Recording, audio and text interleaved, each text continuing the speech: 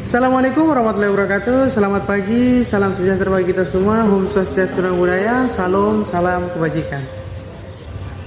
Alhamdulillah, puji syukur kita panjatkan atas kehadirat Allah Subhanahu wa taala yang senantiasa memberikan kita rahmat, nikmat dan karunia berupa kesehatan dan kewarasan, sehingga pada pagi hari ini saya masih bisa memberikan penjelasan, atau kami bisa memberikan penjelasan mengenai materi kami dari dosen pengampu Bapak Indra Amana AN SKM MPH untuk memenuhi tugas mata kuliah promosi kesehatan pada Fakultas Kesehatan Program Studi Kesehatan Masyarakat Universitas Megabuana Palopo. Kami dari kelompok 2 akan memaparkan tentang keterampilan mendengarkan pada keterampilan dasar konseling. Bersama dengan teman-teman saya Ahli Rahmatul Rahim, bersama dengan Andi Nurafli Basri dan Amelia. Mari kita simak bersama materi yang akan kami paparkan mengenai keterampilan mendengarkan pada keterampilan dasar konseling. Sebelum kita masuk pada keterampilan mendengarkan, kita terlebih dahulu harus mengetahui apa sih sebenarnya konseling. Ya, perlu kita ketahui bersama bahwasanya konseling merupakan suatu bantuan yang dilakukan oleh tenaga ahli atau seorang yang ahli mampu pada bidang itu dan memberikan saran atau pendapat serta masukan kepada seorang klien atau pasien tentang masalah yang dihadapi dari kehidupannya atau dalam kesehariannya. Sehingga seorang konselor profesional harus memahami terlebih dahulu keterampilan dasar dari menyampaikan konseling, atau bisa kita katakan pada kesempatan kali ini kita akan membahas mengenai keterampilan mendengarkan pada saat melakukan konseling. Perlu kita pahami terlebih dahulu bahwa pada saat kita melakukan konseling atau saat kita menjadi seorang konselor, yang harus kita perhatikan pada saat kita mendengarkan atau pada keterampilan mendengarkan seorang konselor, ada beberapa hal yang perlu diperhatikan. Yang pertama, yakni attending. Yang kedua, ada paraphrase, dan yang terakhir ini ada menjelaskan. Oke, baik, kita bahas keterampilan mendengarkan yang pertama, yakni attending. Attending merupakan suatu keterampilan untuk menghampiri klien atau menghadiri klien atau datang kepada seorang klien, memberikan perhatian khusus terhadap klien. Attending ini merupakan keterampilan yang di dalamnya harus juga dihubungi dengan pertimbangan kultural atau budaya, norma-norma, serta pandangan mata, bahkan masuk pada kategori gestur atau gerak tubuh.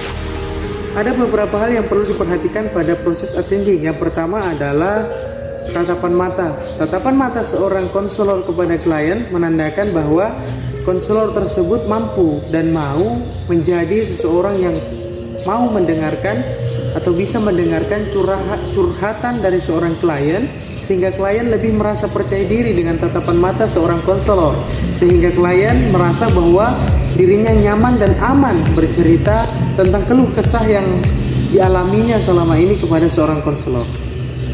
Kontak melalui mata atau tatapan mata juga kadang di satu daerah diperbolehkan, namun ada juga daerah yang tidak memperbolehkan tatapan mata karena memang dianggap sebagai nilai budaya yang tidak diperbolehkan. Yang kedua, yakni postur tubuh.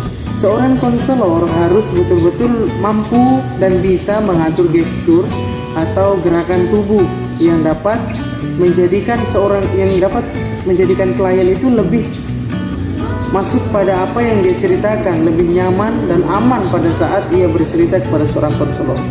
Kemudian yang selanjutnya adalah postur tubuh.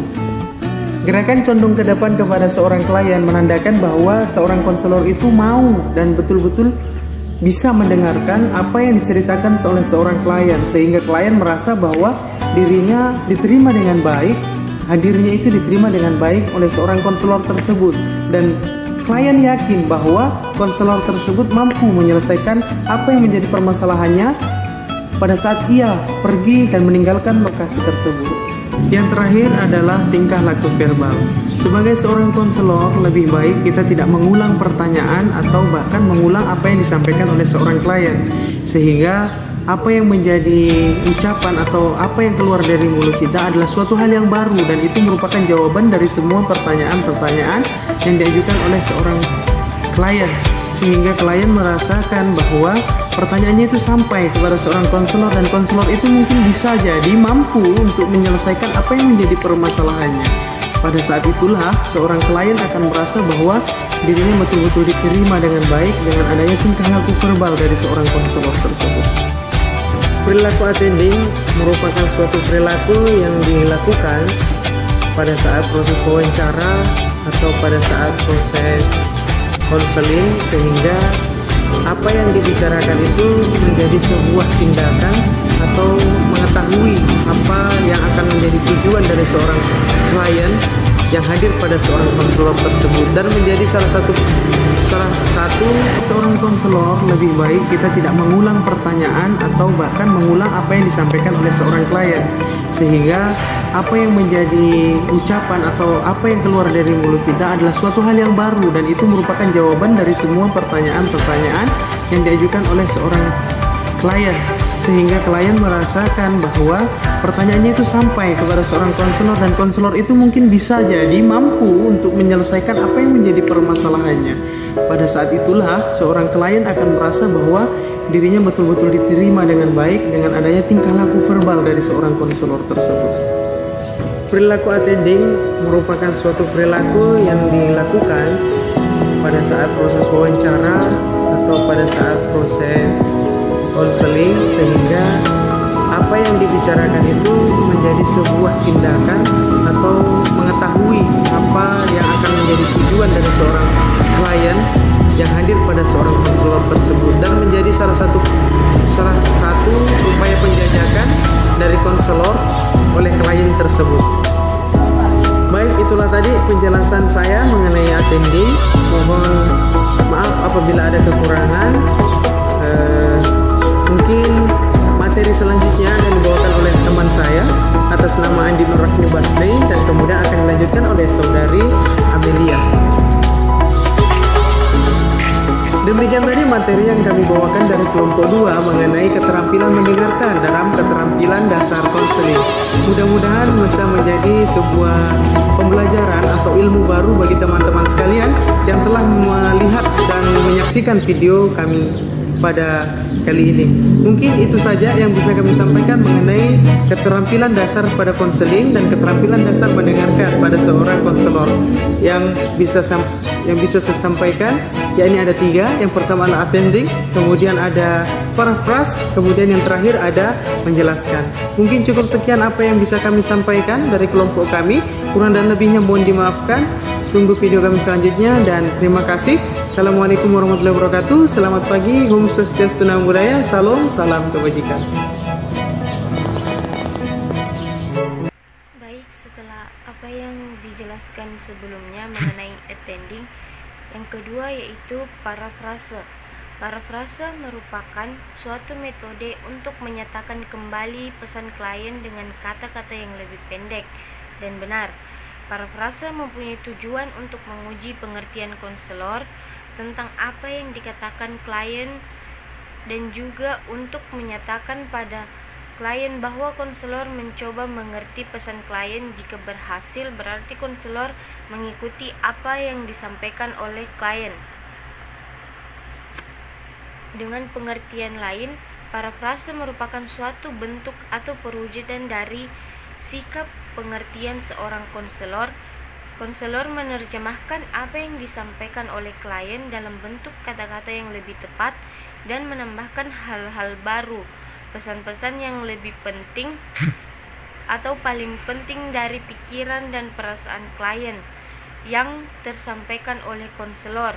Harus mampu menekan isi inti materi atau pikiran dan perasaan yang telah disampaikan oleh klien untuk membentuk parafrase. Selanjutnya, hasil dari parafrase adalah klien akan merasa lebih mengerti dan memahami pernyataan yang telah disampaikan.